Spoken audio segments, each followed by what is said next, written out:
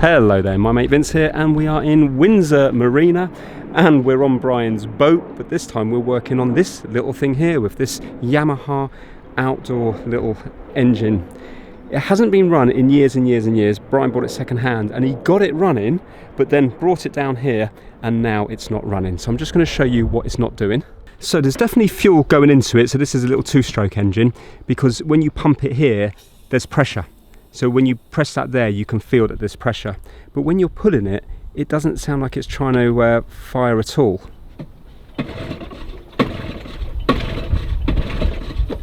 And we've taken the cover off and had a little look on the inside, and it looks like all the electrical connections are there. You can smell fuel, so we're not quite sure what's wrong with it. So this video is going to be trying to get that working again. Now this is two-stroke, never looked at two-stroke before, so you have to mix a tiny little bit of this in, so 50 millilitres, so that's 1 in 100, so 50 millilitres of this to 5 litres, is that correct, Brian? Yeah. 50, yeah. So that's already been pre-mixed in there, and the idea is that it lubricates the pistons with this oil in with the petrol. And it actually says there 1 to 100, and it says Yamaha 8B, it says 8 horsepower. So you like this, there's little blue dragonflies everywhere. Look at them all.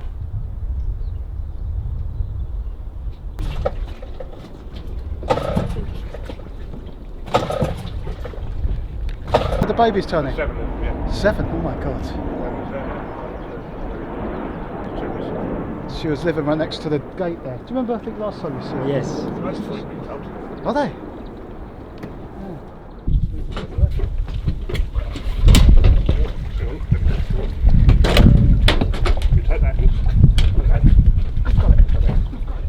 Right, here it is. Now I must stress, I know nothing about two-stroke engines, only know a little bit about normal car engines, and obviously I do not have the right equipment to be doing this. So I've got the remains of a pallet here that I've strapped it onto. I've got my kids' skipping rope from years ago, and I've put a few massive big screws into this post here, which my wife will be very happy about. Hopefully then I might be able to work on it without it collapsing. Now, apologies for the mess in the background, and the apologies for me as well. I've got all my old creased clothes on. I'm in the process of having a bit of a clear out of different things. So let's get the head off this. And when I say the head, this cover, obviously terminology will all be wrong in this video. It's kind of like you, if you've never worked on this before, attempting to fix it. So if you're thinking you're seeing a professional, think again, you're going to see a complete amateur. But let's see if by the end of the video we can get it working again. Fingers crossed we will. So to take this off here, I'm going to be releasing that, and then this lifts up and it uncovers this beauty in here. So I'm going to get a tripod out, and I'm not sure what I'm going to start on. I've seen that the electrics look a bit iffy, so I might well start by taking out the spark plugs and seeing if we have a spark, because maybe that's our issue.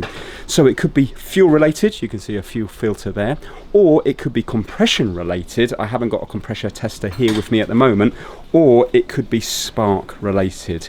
So I kind of have to eliminate which to see if we have all those three things. If we have all those three things, then I think I'm going to be in big trouble. I'm hoping we haven't got a spark, in which case then I may well be able to fix it. Looking here, it looks like that spark plug's new, and it looks like that one's old, and I'm wondering why was just one changed and not both. So maybe it is an issue with spark, not sure. Well, I think the best thing to do to begin with is take a load of pictures, because at least then I can put it back to where it was. Now, I'll say at the very beginning of the video, do not copy what you see in my videos, taken purely for entertainment, because I may well be doing stuff that is unsafe. Obviously, going to be dealing with fuel later on, which is explosive. So, yeah, obviously don't copy what you see me do. Now, already looking here, this isn't the reason why it's not starting, but I'm thinking this is something to do with maybe a thermostat. And it looks like there's all metal around here, so I think maybe it's cracked in the past and it's been filled with some sort of solder or some sort of you know, two-part epoxy type glue that sets as metal. Either that, unless the casting's very wrong. So now we do have a kill switch down here at the front, and that goes off to here. So I think I'm going to have to take the tape off and to make sure that we do have continuity there. And does this come down here? I might undo this here to free up all these wires, but I suppose before we do any of that, we kind of need to just take these off here to see if we have any sparks. If I take a spark plug out and rest it against here, then that should still make contact with here, and we should be able to see it spark if I pull this starter thing here. I'm hoping. Actually, before doing that, really I should look here, shouldn't I? Because that does not look original.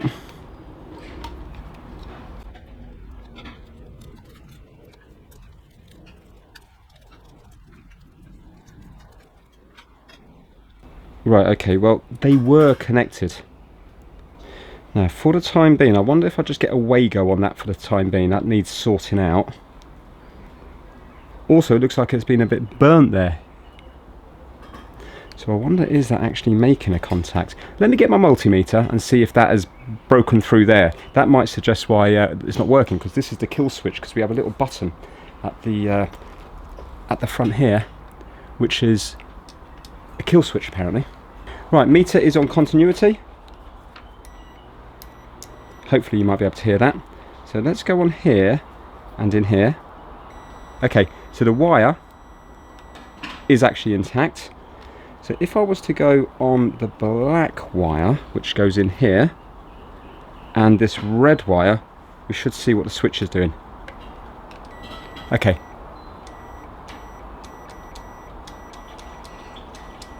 So it looks like it's not connected until you hit this, then it disconnects. So the very fact that it's not connected, it can't be that, can it? Because it should work anyway. Interesting, I would have thought it would have been the other way around, because this could break and now you won't be able to do the kill switch. I'm thinking.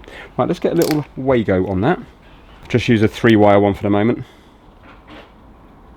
This just joins wires together. Right, so, whoa, there goes the multimeter. So I just want to see what else is happening. So we got 3 wires that go up to this thing here. I believe how this works is when you do this, this has a load of magnets around it, and there's like coils. And as you pull it like this, it's generating electricity, which is what's supposed to produce the spark after it goes through all this equipment here. So there's no like separate battery on this to power anything. And then as it's moving, I presume the explosions of the engine are making this go round, which is constantly generating electricity. So we've got 3 wires going up there. Another 2 wires here that are not doing anything. But saying that, Brian did say that this was working, so maybe they're not needed, or maybe they're for a different model or something like this. This is how you change between forward, reverse and neutral. And when I do this, the propeller is hard to turn at the bottom and that way. No, hold on. There. Yeah, it's hard to turn, so it looks like it is going into gear.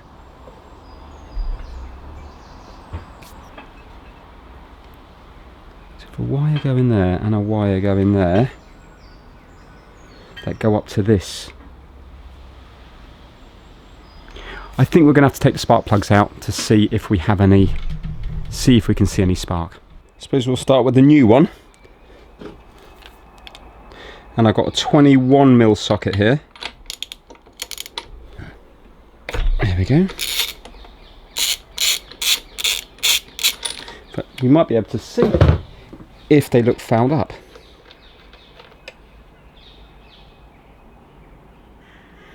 No, that looks extremely clean. The gap looks quite big though. I presume you can check online about gaps. Should I just I'll take out this one to begin with. So I need to kind of rest that here and zoom right the way in and see if we can see it sparking. Maybe I should get my son to pull this handle while I'm filming here, and then I won't have to watch back the video. The worry I've got is I don't know how fast you have to pull it, because I know on the boat it looked like they used a lot of strength to be able to pull it, and obviously my setup here is a little bit on the wobbly side. Right, so I've got my son here. The problem is with the pulling off that, it's going to kind of vibrate around the place. So I'm going to hold this with, I hope the leads are not going to be, I hope they're still insulated, otherwise I'm going to get one hell of a shock. I'm going to hold it with a towel. Hopefully we might see a spark happening. Or maybe hopefully not. I think I prefer to fault find a spark issue. So I'm holding it against the metalwork here, and then hopefully I can see something. Right, go on then, Ben. Oh yeah, that's a spark, and again. Definitely a spark there. Okay, right, stop there. Right, 100% there's a spark there. So I am now going to take off the bottom spark plug and put this one back in, because I haven't got a compression tester at the moment, but definitely there's a spark on the top one.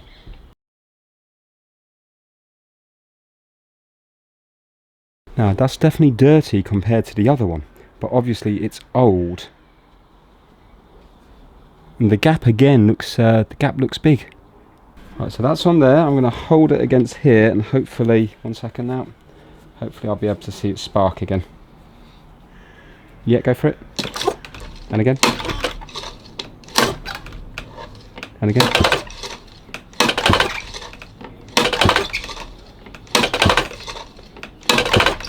Yeah, it's definitely sparking. Obviously my son's not going super strong in it, but 100% there's a spark there and a spark there. So it's not a spark problem. So I think we're going to have to turn our attention to maybe fuel. Now I'm not going to lie, that's slightly disappointing, because I think I'd have more chance of fixing a spark issue than, let's say, a compression or a fuel issue. I do have a compression tester at my dad's place. I think I bought it years ago for the MG or my Mini or something. And what it is you take the spark plug out and you screw this compression tester in, and it has a gauge on it, and it tells you, like, if it's red it's like weak compression, if it's green it's strong compression. So I could get that from my dad's, because it could be a compression problem. If something had failed in here, then there's no compression to allow. You have to compress that air and fuel mixture in order to ignite it and for it to explode and move the cylinders, the pistons up and down. So it could be that. Let's take off this fuel filter here. Obviously I haven't got the fuel line connected at the moment. I mean, I didn't check the fuel line, so it could be an issue with the actual fuel tank and that thing that you press to put the fuel through. But let's take this off to begin with, just to see if this is maybe completely blocked. And this is 12 mil. So I want to go lefty loosey as I look at it, so it's going to be there.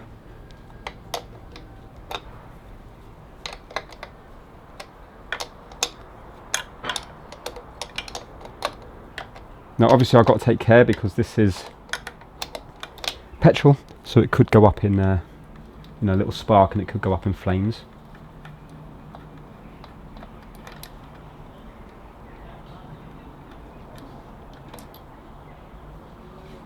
And that looks like a little spring washer. It's got a little split on it.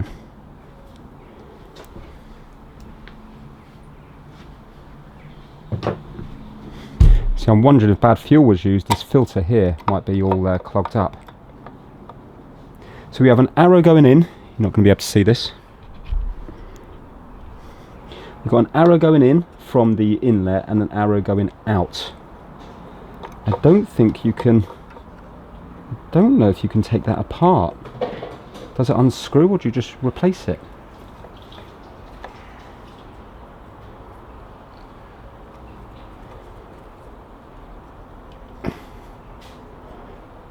I'm not sure, that might be just a sealed part.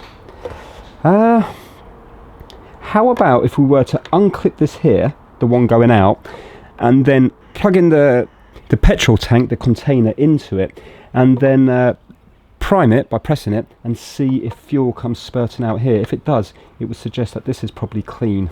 So let me get some pliers to undo that there. I can definitely see that it's full of fuel.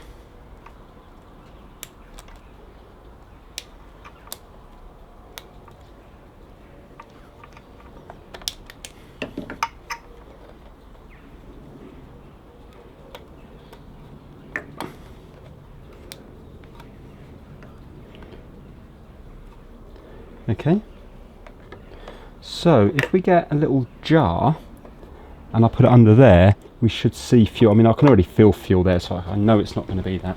Maybe it's a carburetor problem. Now I've got an old olive container here, so this is going to do two things. I might actually fill up a bit of it, and then I can leave it for a bit, because if I let it settle and I see that there's water in here, because I don't know if petrol is heavier than water or the other way round, but if it separates, it might suggest that the fuel's bad, because I don't know, that container might have been there for a while, you know. Hopefully that will balance without smashing. And I've got the container here. So let's plug it into here. Whoa.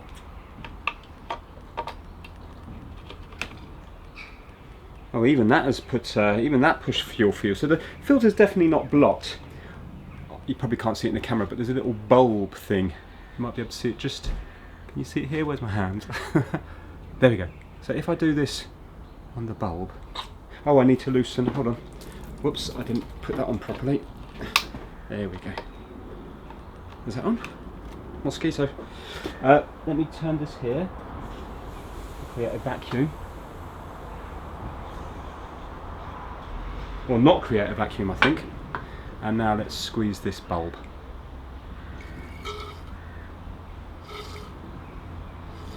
Well, you can definitely see there's loads going in there.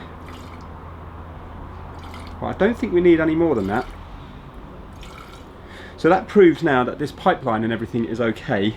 And yeah, I didn't realise, the fuel looks very orangey, but I don't know what colour fuel is. I thought it was clear. Maybe that's the oil mixed with it. I really don't know.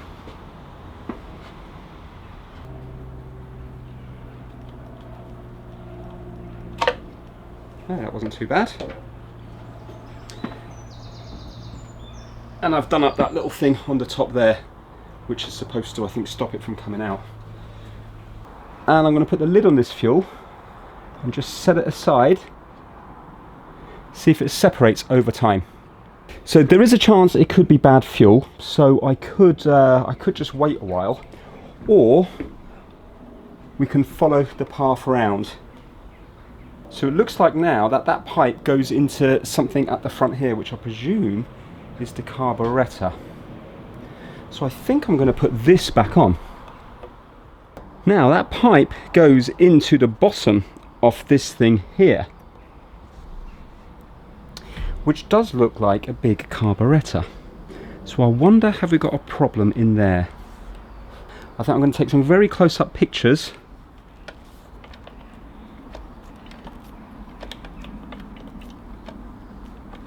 I think we probably have to take that off. Looks like there's a nut here, a nut here. I think one there as well. Yeah. And will that come off? Oh, hold on, we've got a choke on here as well. Yeah, how am I going to... Oh, it's got a little split pin there for the choke. It's like a choke here. I'm wondering if it's a carburetor problem. That's there. I'll tell you what I'm worried about, is I'm worried about putting it back to how it was, because I'm not going to know about all the measurements. But I'm just looking, that looks like it's all part of that there. So I won't have to get involved with this here, I don't think. So if I was to undo the fuel pipe there, and undo the 3 nuts, I think I might be able to take that off.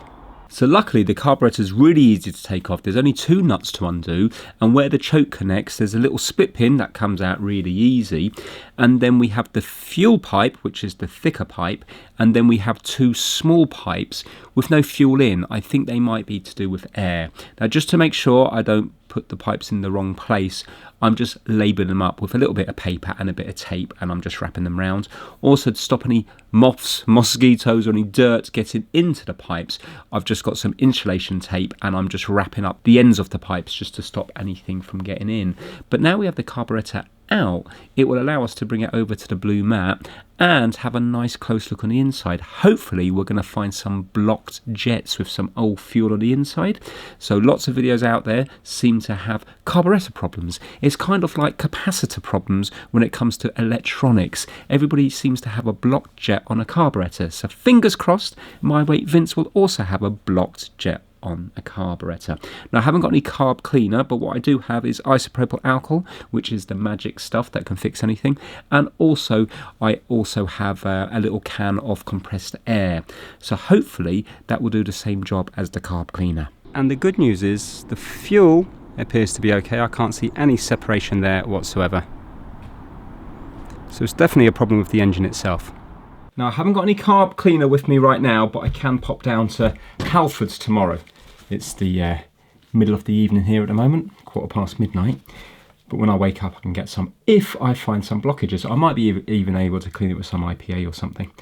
Now, what am I going to undo? So fuel comes in here. I think I'm probably just going to undo everything I can to then see, but I'm not going to be hopeful that we're going to find any blockage anywhere. Obviously there will be bits of fuel coming out. You can see that I've just got some here. Right, let's start.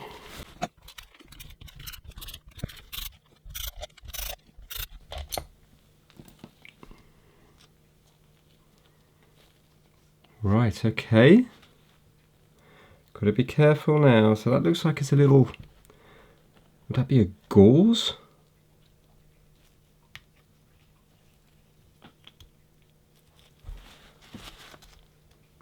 Don't want to break anything.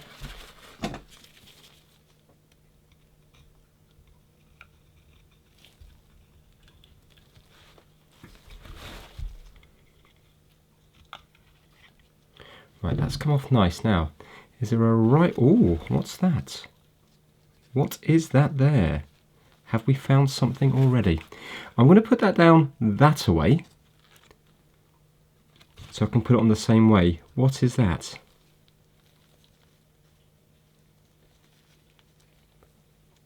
That looks like the remains of some rubber, but it was in the corner, so I don't think it's actually blocking anything up.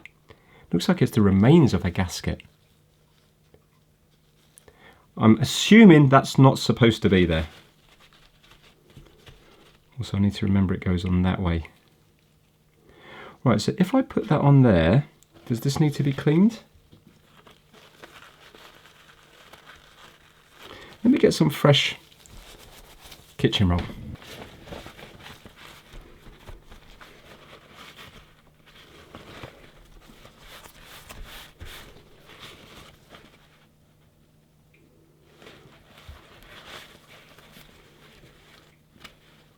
Now, does that come off there? It should do.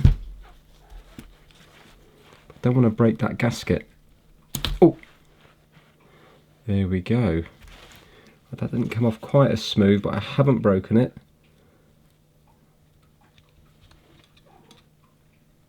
Yet.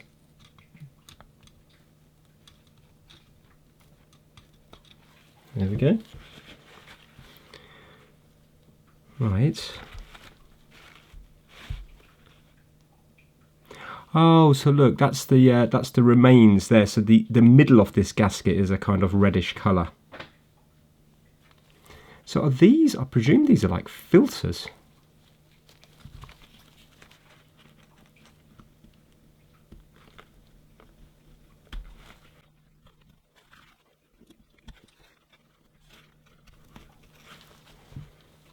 And look, we have that there as well. What on earth is going on? That to me looks intact, yet we've got this here. So that's on both sides we've got that. Unless there's some sort of like rubbery seal on this which is breaking down, but this has to be a hold, doesn't it, to let the fuel through? I'm assuming that should not be there. Strange how we got it on both of them though.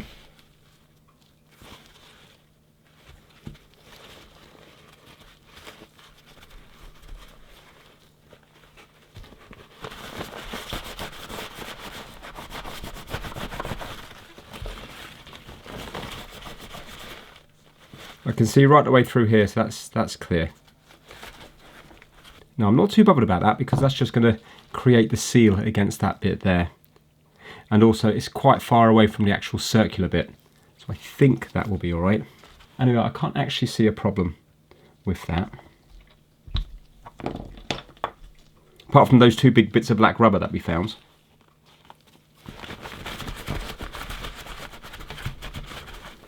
Right, let me have a look in here.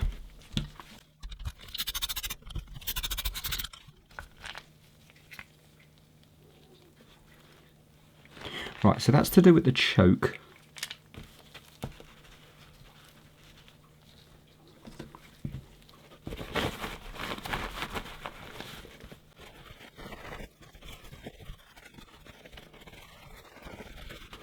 Well, there's definitely a build-up of what looks like maybe old fuel, but it is to be expected, I suppose, if it's these might have never been cleaned. Can't see a problem there. Yeah, that seems nice. There's a bit of a build-up just at the bottom. Just that. Now, should we do the float next or this top bit next? Maybe we'll do this next.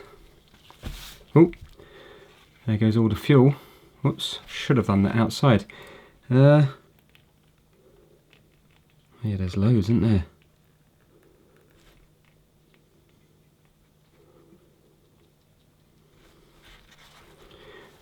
Right, I am going to let that soak away there and then throw this outside, because obviously that's highly flammable now. So I'll let that just air dry outside.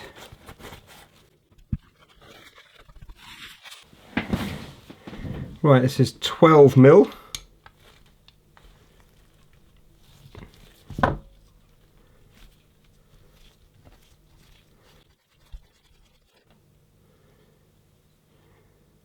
Okay. I suppose I have to make sure that that hole at the very bottom is clear. Everything does seem a little bit gummed up, so I might actually be lucky. I don't even know what that would be for. Where does it go to? Definitely a bit dirty in there though. Now this is the float. Oh, was the float. So that went, does it matter which way it goes? Don't think so. And that's that little needle, so that's definitely free, that goes in there. Oh, hold on, sorry. That must go there. Oh yeah, and that shuts off.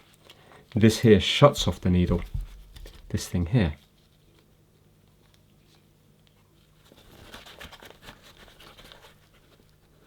Well, there was a little bit of scum on it, just there.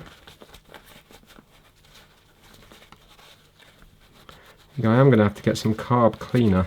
It would be just nice to, you know, actually see a blockage though. Right, so that's going to go up that away. So can we take this out? I think so. There. And that's going to go that way. I should really take a picture because I'm going to forget which way that goes.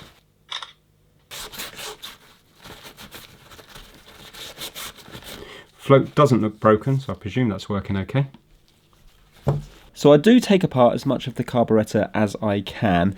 Probably takes about half an hour to 45 minutes in real life because I'm cleaning each bit as I go along. I start using isopropyl alcohol and also an air duster as well, which is canned air. Very wasteful, but at the same time it does give you a good blast of clean air. So when I put the isopropyl around the place and use the air blaster, it really does go through all the little holes. Now, everything that I've taken apart is fine. Yes, there's an overall kind of varnishy old fuel staining around the place, but I can't see any blockages in any of the jets. There is one flathead screw that I cannot undo. Maybe underneath that there might be a spring and a ball bearing that might be seized, but apart from that one, because my screwdrivers are either too big or the other ones are too small, and I've got a good variety of screwdrivers, I don't want to force it in case I chew it up and break it when it might be working absolutely fine. I do flood everything with isopropyl alcohol, and I do give everything a good clean with the air duster. I don't find, apart from the 2 bits of rubber that we found earlier, I don't find anything wrong with it at all. I even take out the little air fuel mixture screw, and with that one it has to be tuned, so I'm presuming the tuning is already okay on this carburetor. So what I do is I count how many turns it takes to go fully in, and I count in half turns. So from memory it took 3 half turns in, so that means then that's 1.5 turns. So all I know now is when I finish all the cleaning, I put it back together, I have to put that screw fully in and then back it out 1.5 turns or 3 half turns, and then we know we've kept the same air fuel mixture as before. So yeah, I've given this all a good clean. Yes, I should have carb cleaner. Interestingly, I do buy carb cleaner the next day in Halfords, but the isopropyl seems to have done a good job on this. As far as I can see, this carburetor is fine, but we've definitely found 2 bits of black rubber in there. What I'm thinking that might be is, could it be the rubber pipe at some stage has broken down and deposited rubber inside? Remember, this is 40-ish years old, so more than 40 years old. So throughout the lifetime it might have had the fuel pipes replaced. Maybe one pipe perished and possibly inside of that pipe had a reaction with the fuel, and it might have broken down over the decades and deposited some of that rubber in that initial filtering area of the carburetor. Oh, I did forget, I did find a little bit of crud in around one of the jets. I can't say for certain that it was in the jet, but with my cleaning and stuff, this little bit did appear. But there is a possibility that it came from my flux brush, because I do use this brush to clean various different things. But it does look like it could partially block a jet. Check this bit out. There is, but I think it was probably me. I think it's a bit of swarf. Let's see if it will come out on my hand. Yeah, there. See that tiny, tiny, tiny little bit? That thing. Or is that a bit of varnish?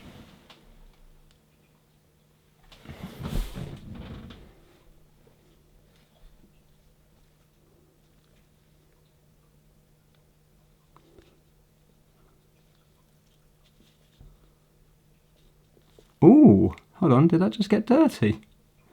I can't tell if that is swarf or something.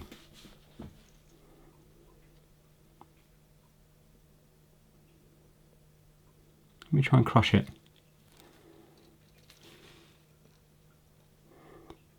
That's not swarf, it's been crushed. That was some kind of varnish, look.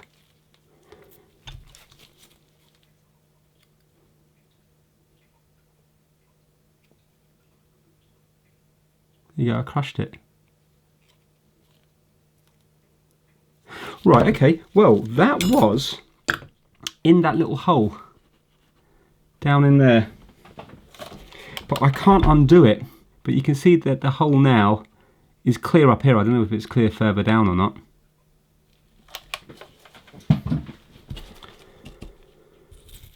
Again, maybe it was just me with the screwdriver that I knocked a bit off there, because I really, really tried to get it undone. I think my screwdriver might be just a tight, or my screwdriver is just a little bit too small or a little bit too big.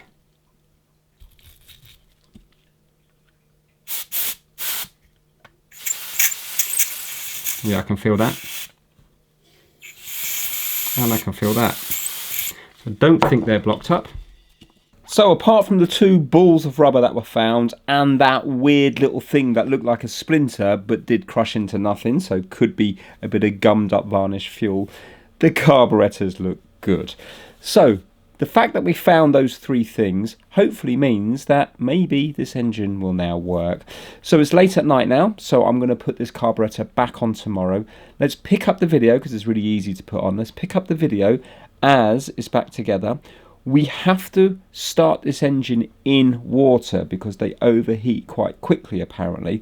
So I'm going to have to get a bin full of water, and I'm going to have to put the outboard engine on the bin, and that way then I can fill up the bin full of water and then I can attempt to start it. Because if it starts, and let's say if the kill switch doesn't work, or I don't even know how this engine does work, I don't want it to overheat in 30 seconds if I can't get it to stop. So let's pick up the video as I'm filling up this bin tomorrow. Right, so that's back on there now. What's interesting, obviously don't copy me, I can blow through here but I can't suck, so maybe it's acting as a bit of a one-way valve.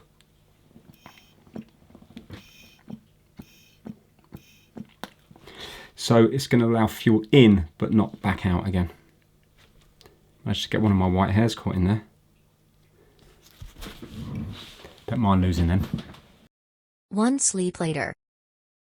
Right, I was just having a look at those little reed things, and to me they don't appear to be broken. I'll shine a light in a minute, and if I get a cotton bud and just gently do that, I can feel that they're moving in. I can actually hear them moving in. So there's 3 this side and 3 this side, and to me they look a-okay. Right, I'm hoping that's coming across in the camera. 3 one side and 3 the other side, so I think they're okay. The part where I talked about these were cut from the videos. So these are kind of some kind of reed valves, and what they allow is they allow the fuel and air to go through them but not back the other way. See, we need compression in the whole cylinder piston chamber, and so then the fuel and air can rush past these, but they're like bits of rubber flap on a spring. And then when the fuel's gone through, they need to shut, because otherwise then, as the piston comes back down, it's just going to shove all the air and fuel back into the carburetor again. So apparently sometimes these can fail and they can have holes and stuff in, which will cause for poor running or possibly non-starting, because you won't have the compression there, because the fuel and air is just going to come straight back out the holes. These need to seal to cause the compression, I believe, in the actual cylinder area. Right, I've emptied out the recycling bin. It gives me a good excuse to wash the bin out because it was getting a bit grubby anyway. I'm going to fill it up to where the tide mark is. There's like a tide mark in here. So I can see here that there's a mark here. So I'm going to fill up to there. It's taken a long time because my hose pipe also has a leak. I've been meaning to fix that for a bit. Maybe I could do that in another video because I presume O-rings or something's gone in it. So yeah, once we do that, I'm going to put it into neutral, which is in now, and try to pull it. Interestingly, it goes to forward nice, but doesn't seem to want to go into reverse. It seems to be locked from going into reverse. Now maybe that will change when it's idling. Earlier on when I was doing it, it was going into reverse. Well, it was like this, and then it started to go. So maybe there's also a problem with the gear selection. What's interesting is when it's in gear, you can't pull this. It locks itself. So that's definitely neutral there. When it's full up, I'll connect up this little can down here and see if it's going to fire, see if cleaning the carburetor has fixed it. I'm thinking what's happened now is the fuel pipes must have degraded throughout the years and then pushed that rubber gunk into the carburetor.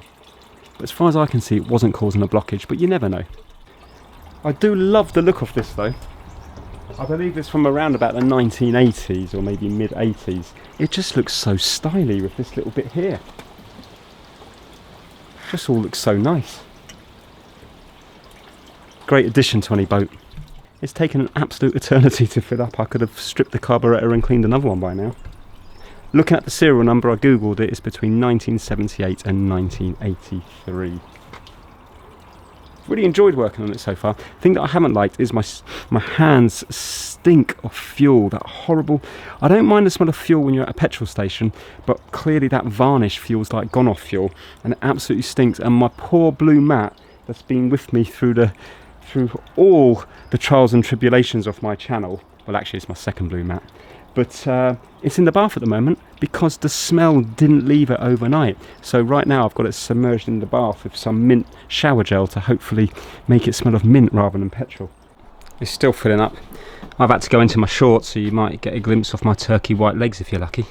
Sparrow turkey white legs. I noticed that there is oil here. So I'm wondering, is this also, I mean today in this video, I say today, this is the second day, just trying to get it started. But I think also that there must be a seal on the gearbox at the bottom, which is gone. Because why is it leaking oil? You know, that's just from being sat there last night. So I wonder where the propeller comes out. I presume there must be a rubber seal there. I'm wondering if that's gone. Getting there. Here's the original tide mark. So I've probably got about another 7.2 hours to go. Hallelujah. We're nearly there, 1 more centimetre. The bin now, because I was worried earlier when I was going to pull this, I thought maybe the bin might topple on me, but it's amazing the weight of water. And looking at that there, I would say we've probably got half a tonne of water in there, because a metre cubed is 1 tonne. So I reckon we've got half a tonne, I would say. Incredibly strong. I'll put a hammer this side just to reinforce the back bit a little bit. I need a bit of wood. I haven't got a bit at the moment. Yes, we're done. We are done.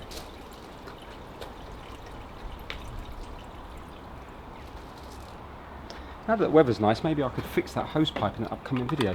Because they're quite expensive hose pipes, they're well worth fixing. Retractable ones. Hose lock. Okay, here we go. Choke out.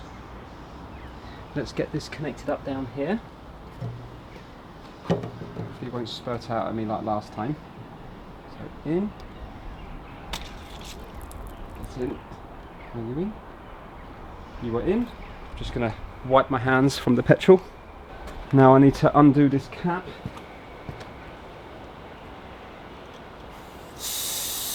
Dearie me. Presume that's because it's hot today. Wow. And now let's start pumping.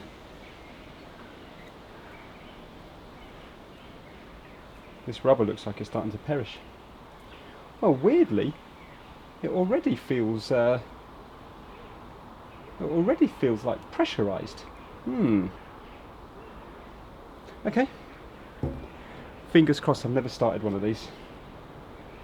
So now I'm on start here. Let's go.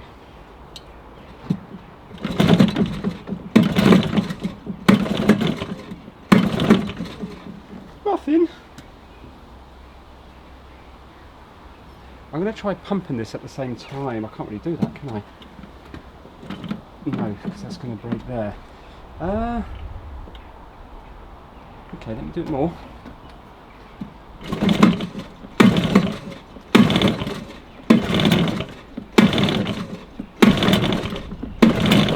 Choke's gone back in.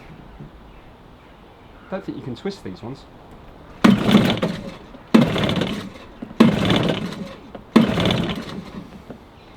There's nothing, there's not even a little splutter.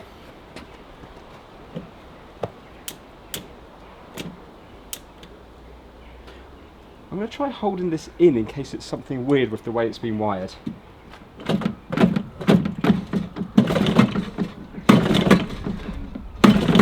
No.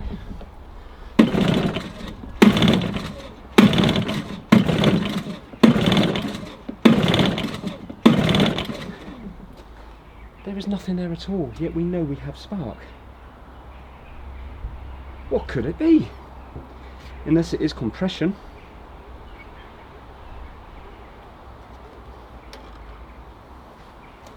We know it's not bad fuel because it hasn't separated.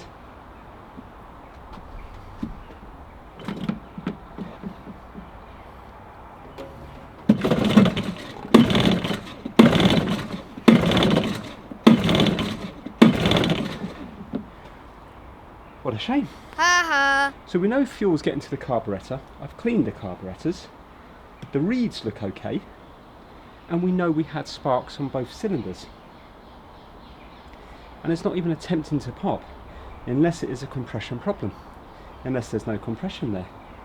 I think I'm going to have to go get the compression. I'm just going to put it to slow here, see if that makes any difference.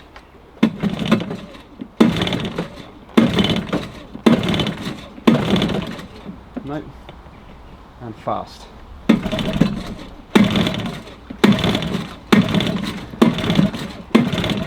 No. Quite tiring. Right, let's try to choke in.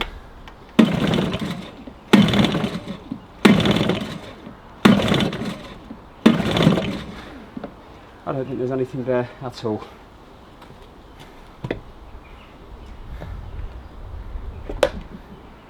was never going to be easy, was it?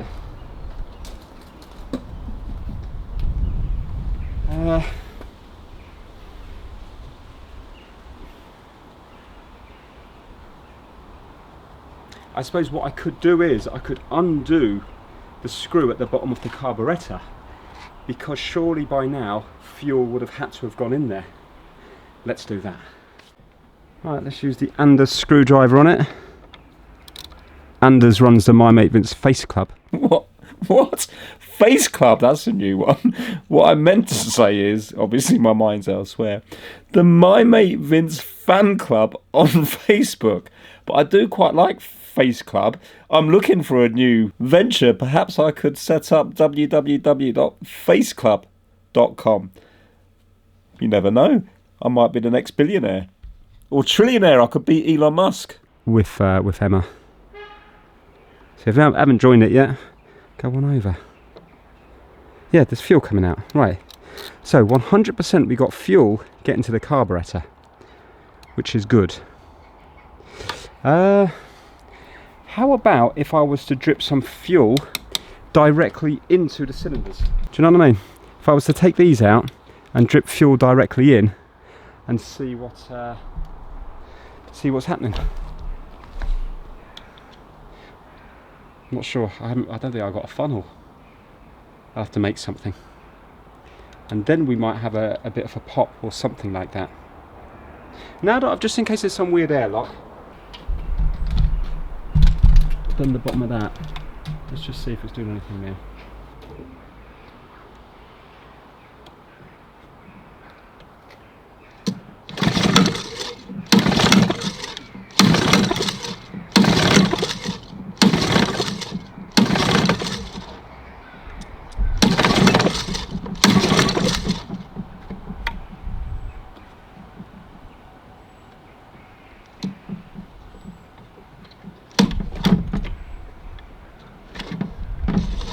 Is this supposed to be dancing around like that when you do that?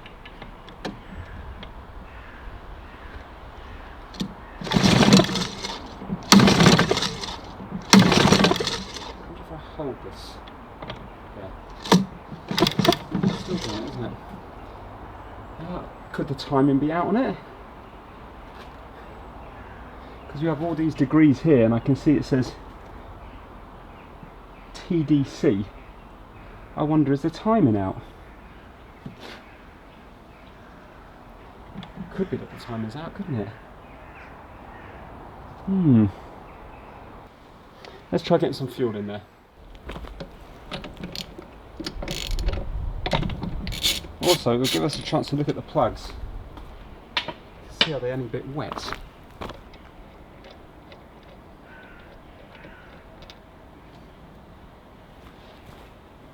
Yeah, they are. They are wet. But you can see dry finger, slightly dirty wet finger. I'm going to try swapping the plugs over, just from top to bottom.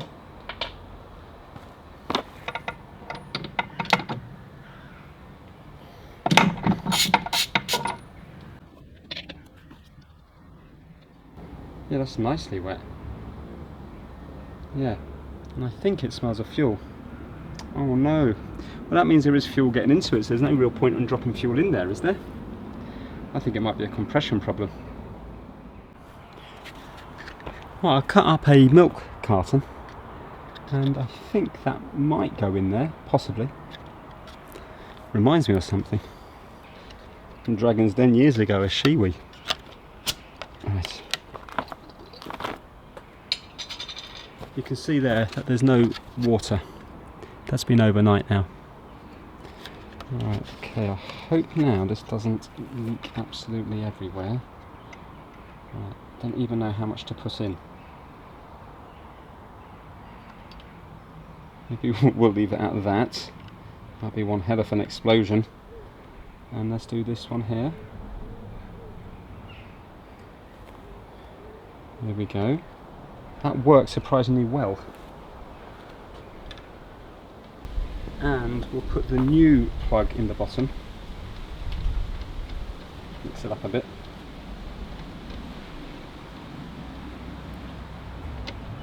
So I suppose if it pops now, if it gives it a go, that says to me, my shiwi just blew over, that says to me that that's a fuel problem. The compression must be okay. And then I won't buy a compression tester. I asked my dad to look for the compression tester, and it's gone walkies. It was in the shed 30 years ago, but it's not there now, so it might have been borrowed. One of my other brothers might have it, so it would mean that I would have to buy a compression tester. So you're on there fully. You're on there fully. Oh, here goes. See, I'm going to put my camera back just in case it blows up.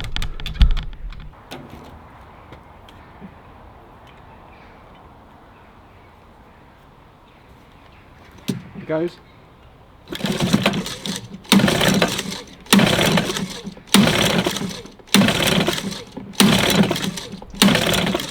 Nothing.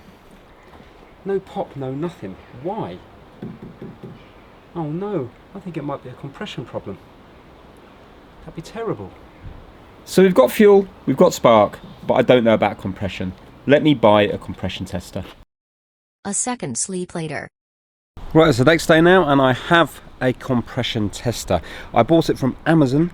I think it was £15 or something like that. It wasn't a huge amount of money, and the good news is it comes with various different ones, so if I come across other sizes in the future you can see that. And also I think the idea here is that you just use force and press that down so it can kind of seal any hole that isn't one of these.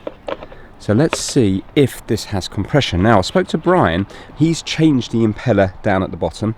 He's also brought round a little bag of stuff. I was still in bed at the time asleep, so he just left it outside. But it's got the other spark plug in, so he was the one that changed the spark plug in here.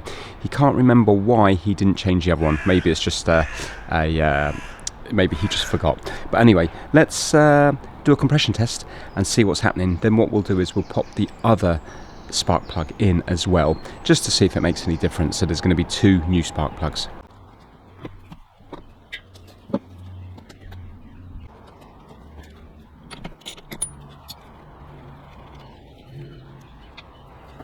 So I believe what we're looking for is high compression, so possibly 100 psi or more, but I think more important is that it's balanced between the cylinders. So if one was going to be 100 and another one was going to, let's say if one was 130 and one was 102, then I think that could indicate a problem. Okay, so let's crank it and see what it's going to do.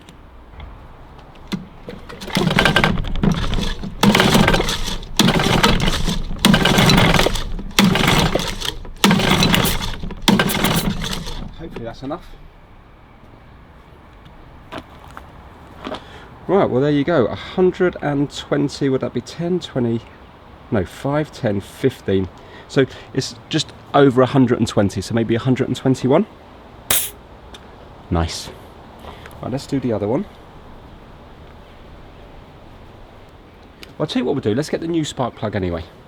So I put the new spark plug in, at least that way this engine has two new spark plugs, and then I do a compression test on the other cylinder, and this is the result. So that's 105, 110, 115, and the other one's 120, so I don't think it's a compression problem. Right, so let's think about this a minute. We definitely have a spark, and we've definitely got compression, and we've definitely got fuel. So if we have spark, compression and fuel, why on earth is it not firing? Unless of course the timing is out. But why would the timing go out? This was running. Why would the timing just stop? Right, now that I've just got the spark plug here, I'm just going to connect the fuel up and see if it makes any difference.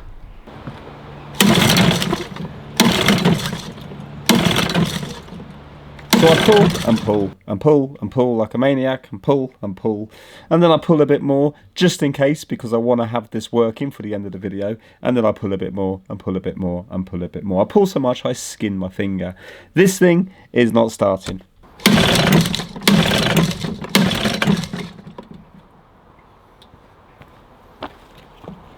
Right, just in case the cylinders are flooded, I'm going to take out the spark plugs, turn it over a few times and see if fuel comes flying out of it.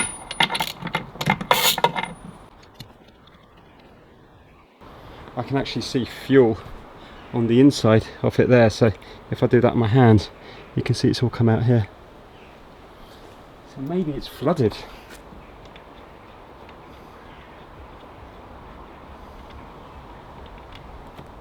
Same with that one, it's dripping on the inside.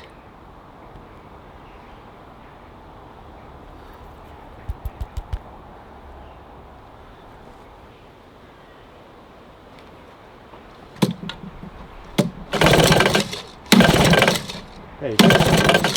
So you can see that there is fuel vapour coming out of that. And I presume it's coming out of both of them. So that proves that fuel's getting in there.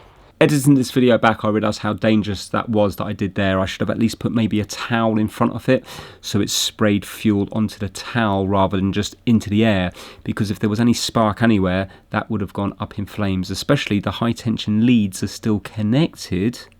I know they're not connected to a spark plug, but maybe there's a potential for a bit of spark to be generated there, and that could have all gone up. So I really mean it when I say do not copy what you see in my videos, because I could unintentionally do stuff which is extremely dangerous.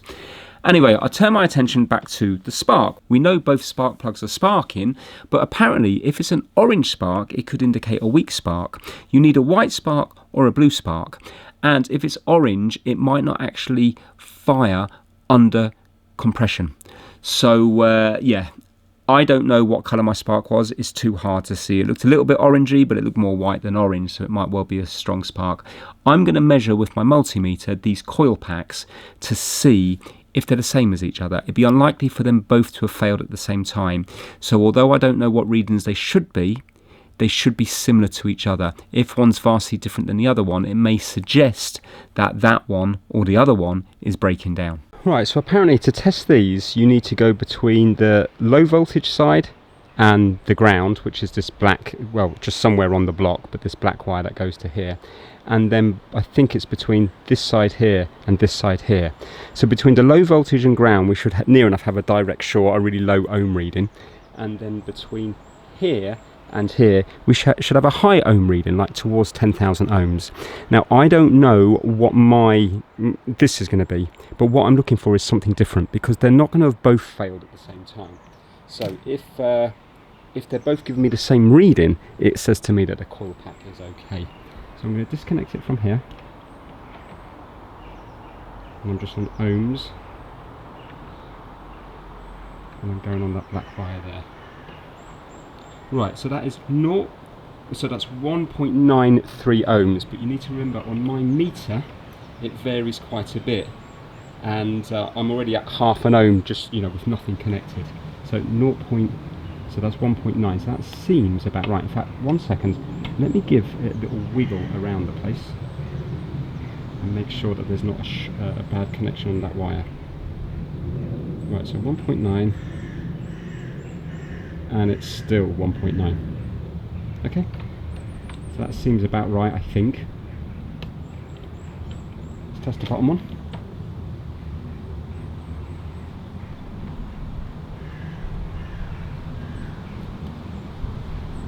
Well, that's 2.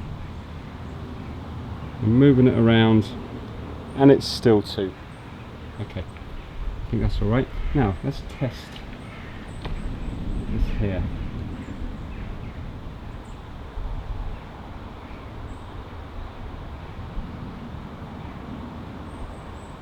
And that's in the 1,000 ohms, so 5.655 thousand ohms. I'm going to move it around the high tension lead and see if that changes. No, right, okay. Let's see if the top one does the same. That was 5.6.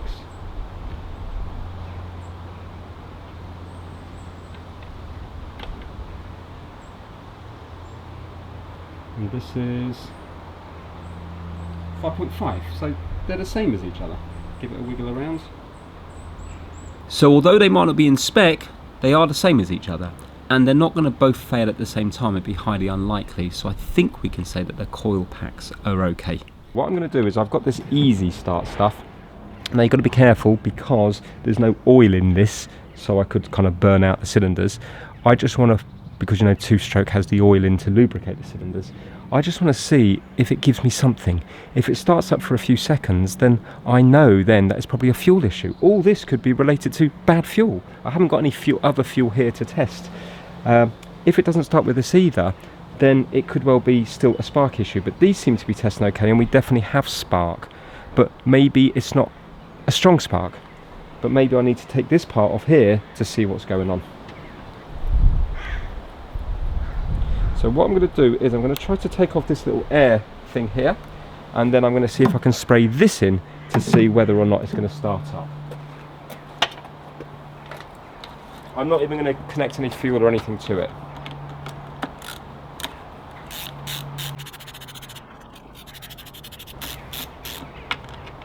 See, if you had a spare one, you could swap bits over. You know, I could swap over, if I had another one of these, I could swap over the coils and start eliminating things. But right now, I can't seem to eliminate anything. Well, I think I'm eliminating stuff, but it's just not, it's not helping. Right, so is that going to go all the way through there? I think so. Let's see now, is it going to fire?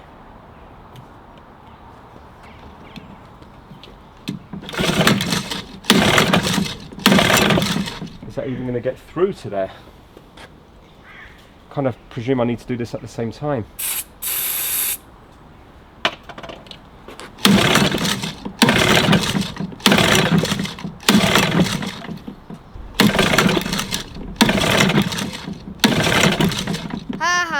Right, I think this will probably be a revisit video because I've reached the kind of end of my what I'm capable of, but there's something I'm not happy about, and I'm just showing you in the video in case it is something. Now, it might be nothing, and maybe they all do this, but I noticed when I was doing this, yeah, fair enough, this spins, yeah, I get that, because you need to move this, I presume, to make the magnets go round, to then energize the coils to give you all the electricity.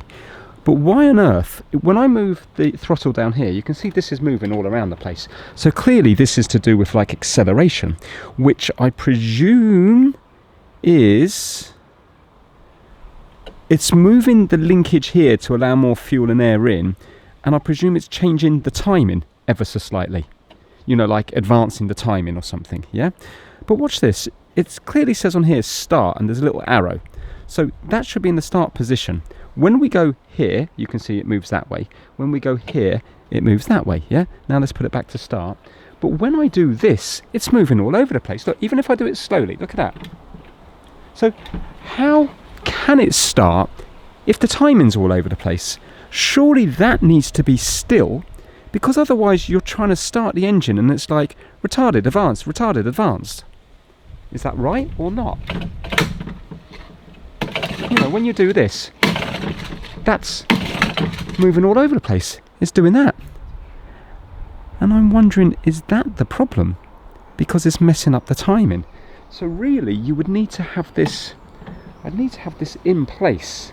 In fact, hold on. So is this on a spring? How does this even work? Let's move this out of the way. So that comes back here.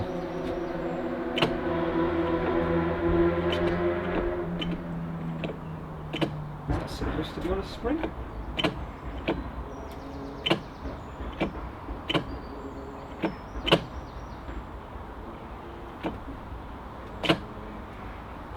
So where should it be on start position? There, there. So it should be there. Right, I'm almost certain that that should be turning completely independently of this, and that should only be moving when we do this here. What I might try to do, it's not going to fix it, but it might prove whether this is the problem. I'm going to try to get the mold grips, and if I put them here,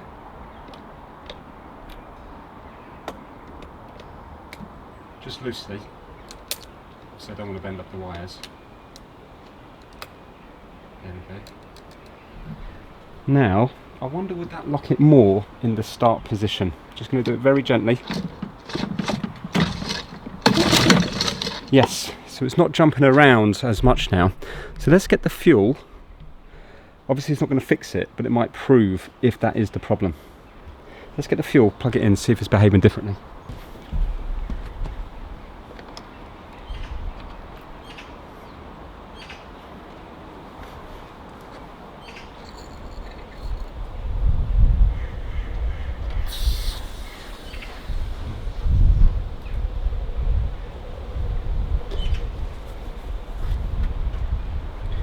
Okay, here goes.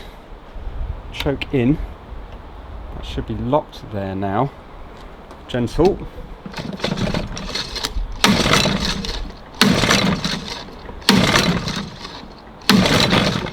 Oh, did that do a little something? I hope this doesn't go flying now.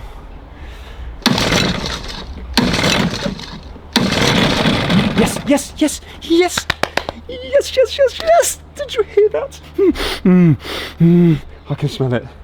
Oh, that's excited, Vince. Oh my God! Do you think that must be it? That might be it. Come on now. Yes! That's the most we've got yet. Oh, lovely. Oh my God. I think that's the problem. I think it's like retarding, advancing, so it can't fire. I'll tell you what we're going to do. I don't think it does make a difference, but let's just put this back on. Oh, I'm actually shaking. Part of me shaking because I don't know what I'm doing, and I'm worried. Is there a way that can get caught in anything? But I can't see how it can. Oh my word.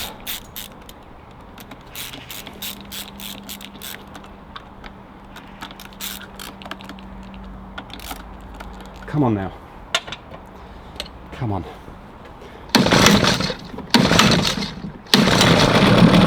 Oh, you beauty.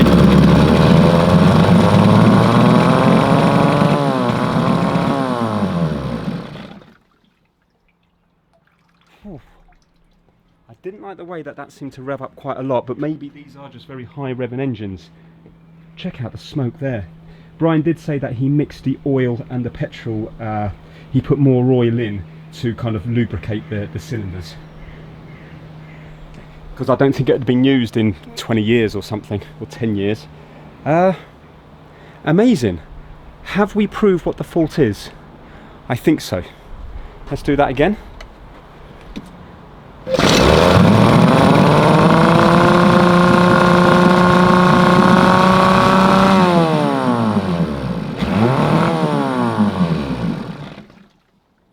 Brilliant. There's all the telltale, that's called a telltale, that water coming down. Brian said that when you're using the boat, if that ever stops, you need to stop the engine because it means it's going to overheat. Okay, let's do it one more time, and then we'll do it without this, just to verify it's not working.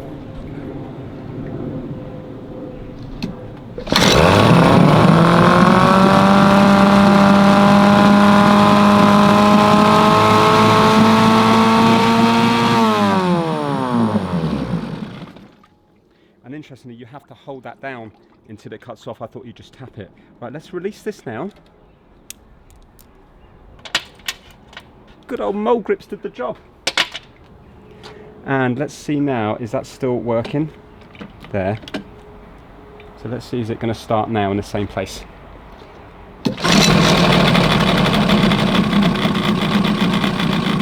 Yes.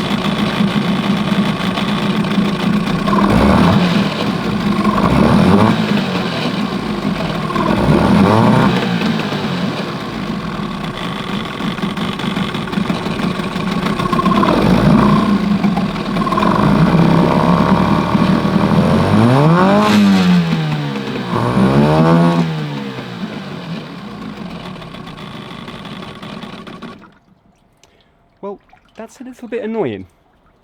Let me see if it's jumping around as much as it was before. Not really.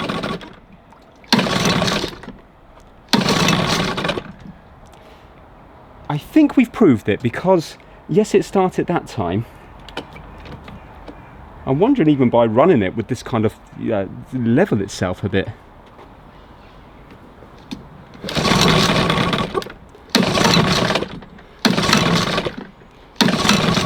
No, see, it's jumping around there again now. Let me go to slow.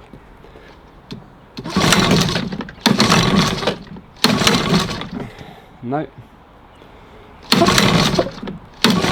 Right. I think we've proved what the fault is. Right, it's not doing it now. So now let's get the mole grips one more time.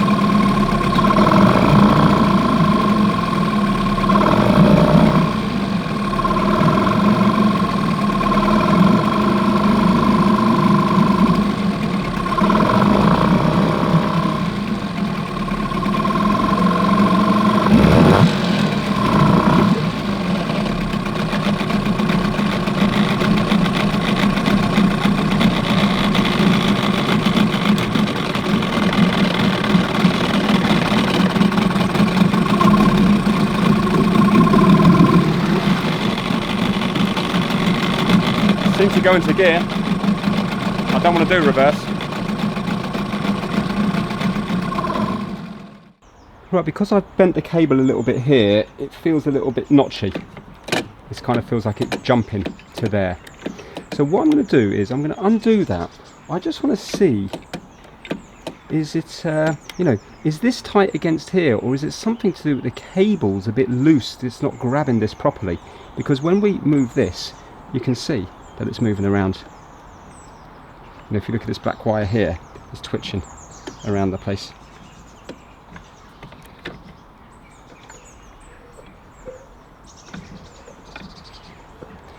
Doesn't seem to be as bad as before though. Oh, there you go, there it's bad.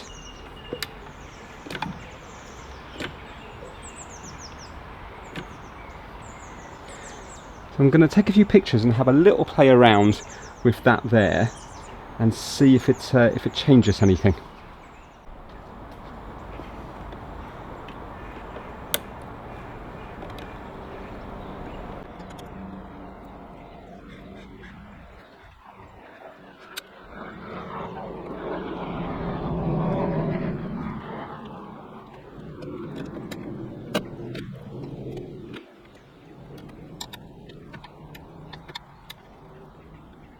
Now what I am going to do is, just in case this is snagging on this a bit, because I can move this without moving this, but this takes a lot of strength to move.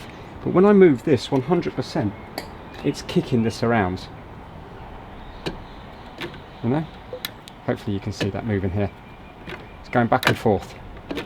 So I think it's definitely snagging. I'm going to spray up around here, just in case if it hasn't been used in a long time. Maybe it's binding a bit, maybe there's some sort of dirt or grit, and possibly this might free it. I know WD-40 is not the best thing to use, but if I can free it up, maybe then get some lithium grease, or maybe it all needs to come apart to clean up that area. I just don't want to do it if that's not what the problem is. I'm just going to spray up and around here. Hopefully this won't cause any problems. Whoops, got that wrong.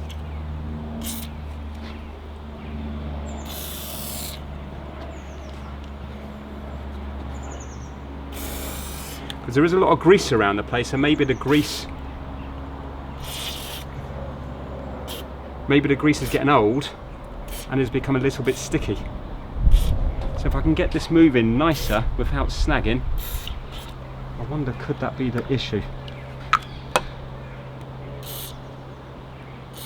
Also, if it was binding, would it stop this thing from spinning as freely, which might make it harder to start, because it's not a nice, you know, it's taking more strength to start it, possibly, not sure. So many I don't knows and I'm not sure in this video, but you need to remember this is the first time I've ever worked on one of these. It's the first time I've ever handled one. I've never had a boat or used one of these in my life. So I'm just trying to work my way through to see what might seem logical in my head. Anyway, while I'm doing this, let's give a shout out to my mate Vince Massive. They are the top level Patreons. The members this month are Keymon Services, Kip Hakes on YouTube, Max Rokotansky, Chris Seal, Felipe at MrKeeps.com, DJ VG, Pigsy, Russ Melanson, Rickard Bergland, Shamsa Al Sawadi, Stuart Park, Stephen from the Broken Past on YouTube, Lee Benz, AJ Computer Services UK, Chris Bayans, Victor B, Garen Shaw and Lady Leona Drury. As always, a massive thanks to everybody that helps out this channel over on Patreon. Don't think that's made any difference. Right, I'm going to put this back to where it was. Luckily I can see a mark on the actual the bracket where the old nut was.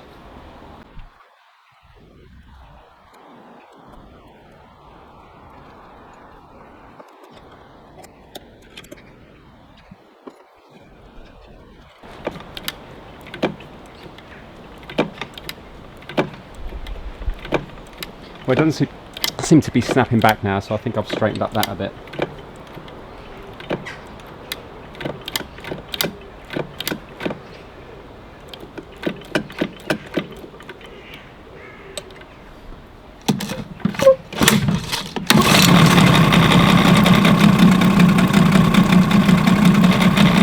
Haven't even got any fuel attached to it. Well, you know, it started there pretty nice. I'm not sure if it's jumping about as much as it did before. It's hard to gauge.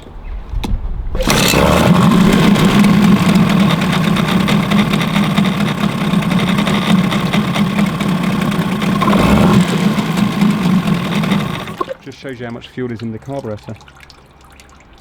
I suppose really I need to let it go properly cold and come out here again in maybe 3 hours and see what it's doing. Now, just in the meantime, I'm going to get rid of the Wago, and what I'm going to do is I'm going to wrap these wires around each other, then solder them and put a heat shrink on it. Now, when it comes to soldering, I don't think it's the best on something that vibrates a lot, but I'm not soldering against a fixed point. I'm wrapping them round each other, so I think it's going to be just fine. So I'm going to get a heat shrink, put it on here, wrap these round each other so it's making a physical connection, then cover it in solder, put the heat shrink on and try to melt it down. I think rather than undoing the nuts here, I think I am just going to bring the soldering iron outside. I've got my soldering iron on the floor. Obviously don't copy what you see in my videos. There's a load of water here. I'm not putting a soldering iron anywhere near the water. Now, I've got my heat shrink on here, and this is this side, so let's wrap this around each other to give it like the mechanical connection, and then we're going to put that down there. Is that going to fit over there? It's going to be tight. Can't put too much solder on that. Here goes. It seems weird soldering outside. Feels so delicate when you're out here. Over the blue mat it feels normal. So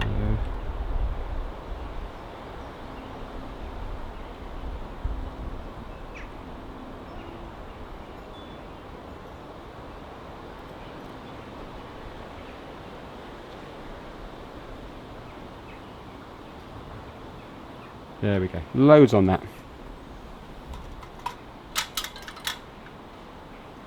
Now, I'm going to put that across here. Good, it still fits.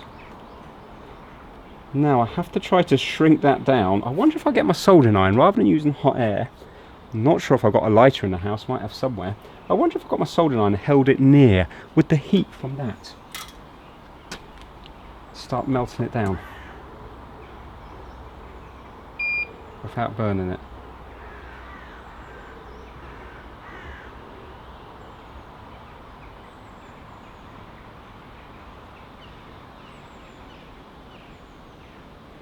Oh, it is. It is. I wonder if I was to rub it on there, would it melt completely? Do that. Oh, there we go. Yeah, it's working. Oh, lovely.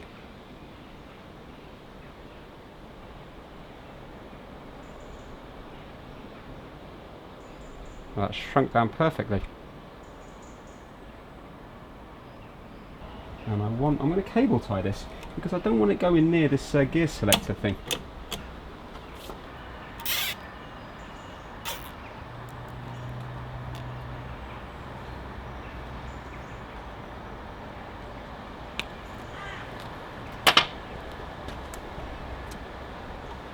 There we go, it fits quite nicely down there. We'll come back to this later.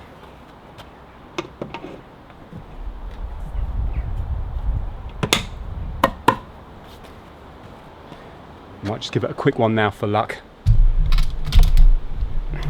No fuel.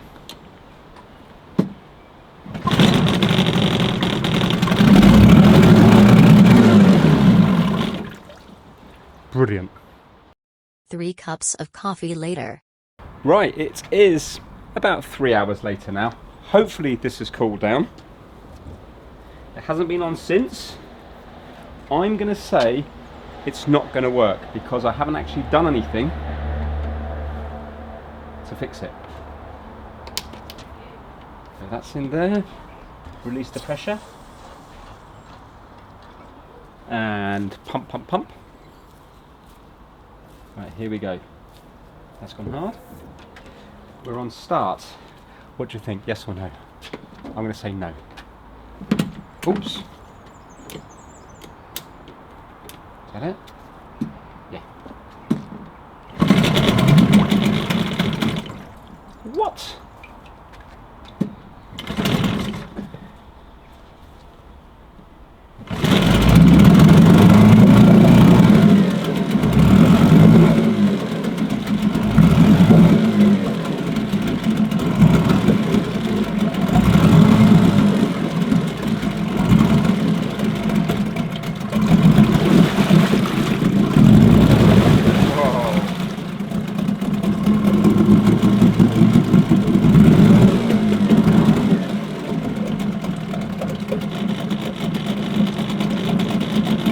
And that's with no choke.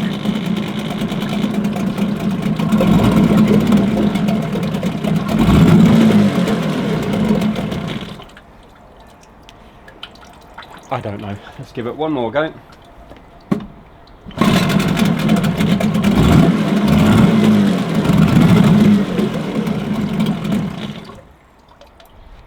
Well, obviously I'm happy, but at the same time, it's annoying that I don't know what fixed it. Yet another snooze later. Right, it is the next day again, and I was lying in bed this morning, and my brain was working overtime on this, and I think I've had a big brain moment. I'm sure now I know 100% what the problem is, and it is to do with that loose throttle timing ring thing. Let's think about it. Why do we have start written on here? If it doesn't matter whether it's here or here or here, why would they label up start? So it must have some meaning. Now, when you move this from here to here, let's take this off, it moves the throttle ring around.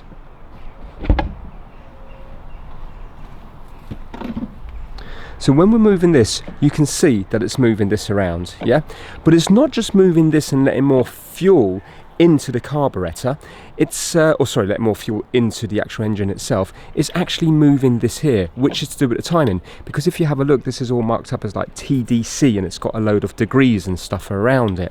So clearly, when you're accelerating this, it's either advancing or retarding the spark, meaning that as the piston's moving up and down, you want the spark to happen at the kind of top dead center where the air and the fuel is compressed as much as possible, and that the spark will ignite it and shoot down that piston again. But depending on the speed, it might be going a little bit before, the spark might be happening a little bit before top dead center or after top dead center. Now we know moving this moves this around, and this surely has to be something to do with the timing, because how else is the timing working? If it was just this and this wasn't moving, then this is purely letting fuel into more or less fuel. When we open this butterfly, more or less fuel into the engine. So if this is to do with the timing, and when we do this, if it's jumping all around the place, then it makes this start thing here irrelevant, because essentially what's happening is, as you're pulling this, it's doing this, boom, boom, boom, boom, boom, boom, boom, like that, which is incorrect. So when we clamped it here, it started to work, and that was the first time it worked ever since I've seen it. Obviously Brian had it working before, so then I was sure I fixed the problem. But then when we released the clamp, the mole grips, it still worked, and then I thought, oh no, this is just intermittent. But do you remember I said I put a bit of a kink on this cable, because when I was doing this, it became a little bit clicky. So by putting a kink on this cable, what am I doing? I'm essentially making this a little bit less loose. So I think unintentionally I made this less loose than it was before. So when we were going to pull it like this, it wasn't moving as much as before. So this is what I'm thinking. I thought that maybe something was catching in here, and as this is turning round here, it's moving this, you know, because it's catching. You know what I'm thinking now? I'm thinking it's far more simple. I think this is just way too loose. So this isn't like a motorbike one where you go like this and then when you let go it goes back to here. Apparently with these you set them and you just leave them. Now even when we do this, watch, it's working its way back what it was before, it was working its way back from fast to start. So do you see, because of this sort of gradient here, it was naturally working its way back, because this is all, you know, this is on a spring. So it was pushing, it was forcing this down here, and it was moving this along here. So this was naturally moving back to here, which is incorrect, because that means then in the boat, I mean, you're going to be holding this anyway, but you're going to have to constantly keep the throttle at a certain amount. So I think all that's wrong. I think that the very problem with this wasn't anything to do. Great that we cleaned up the carburetor and got rid of the bits of rubber and stuff from here on the inside, which I think is probably to do with a cheap pipe that was used feeding here, or maybe a cheap pipe on the inside that was breaking down. Maybe this one here that's going over, maybe the inside of it was breaking down and it put rubber into here. Again, not too sure. Possibly these pipes have been changed many times in its life. I think, are you ready? All we need to do is tighten up this a little bit. I still think that this is too loose. Not as loose as it was, but still too loose. And if you look here, I think we just have to tighten up this a little bit, because as we turn this, and even here, can you see there's a tiny bit of play just on that there as well. But I think we just need to tighten this up, because if you look here, if we were to tighten that, you're clamping this down a little bit more, and it's gonna make it hold its position better. Now, if we can hold the position better through friction here, I think it's less likely that this is going to turn. Because even now, watch this here, just watch this here, yeah? Look, as I pull this here, you're going to see that this is going to turn. Yeah, can you see? You see it moving? Probably can't see it moving. Let me go to here.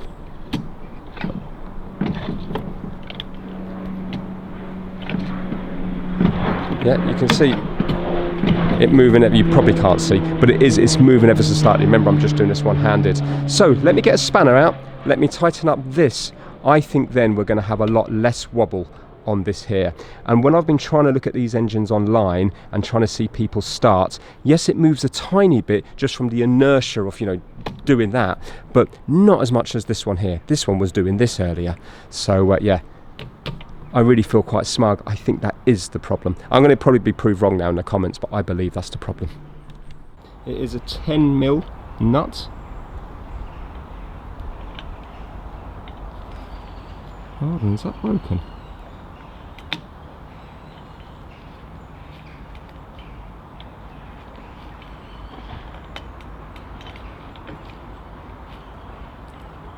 Now, I wonder, is that going to move less now?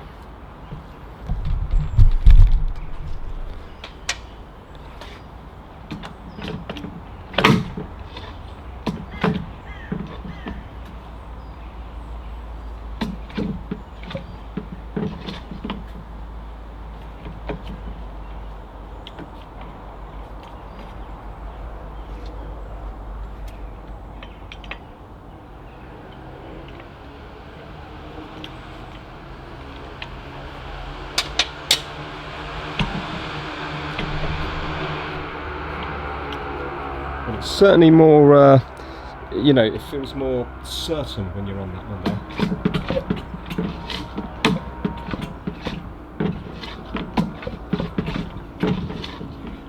It is still wobbling, and it looks like it's wobbling a lot, so maybe it is still catching in there, but it doesn't seem to be jumping from one side to another. So if you look here, I've got it in start, which is the middle position.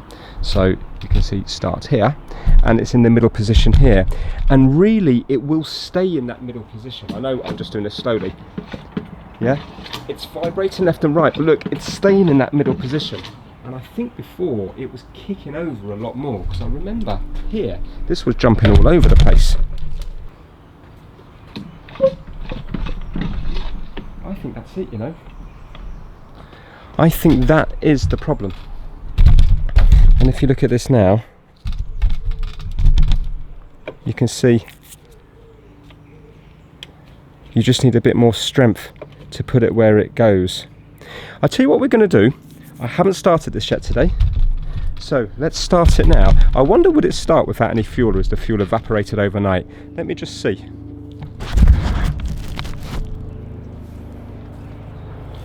So a tiny bit of choke.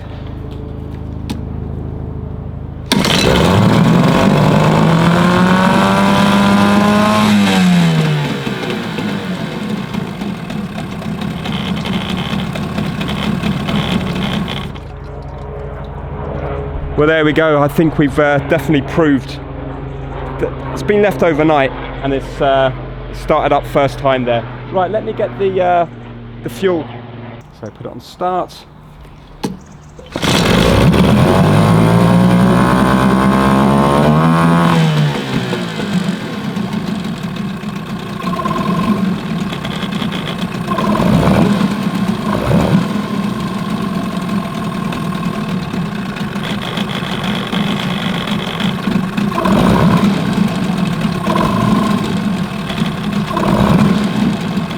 Do the gears.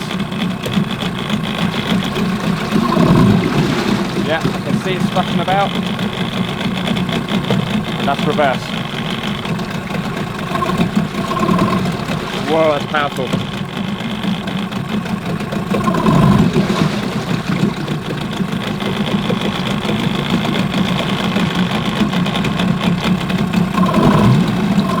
There we go.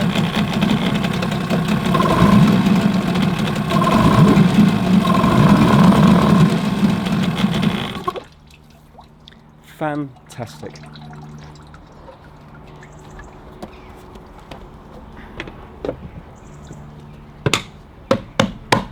So it wasn't fuel, it wasn't compression, and it wasn't spark. I was sure it was going to be spark halfway through the video. It was a mechanical issue.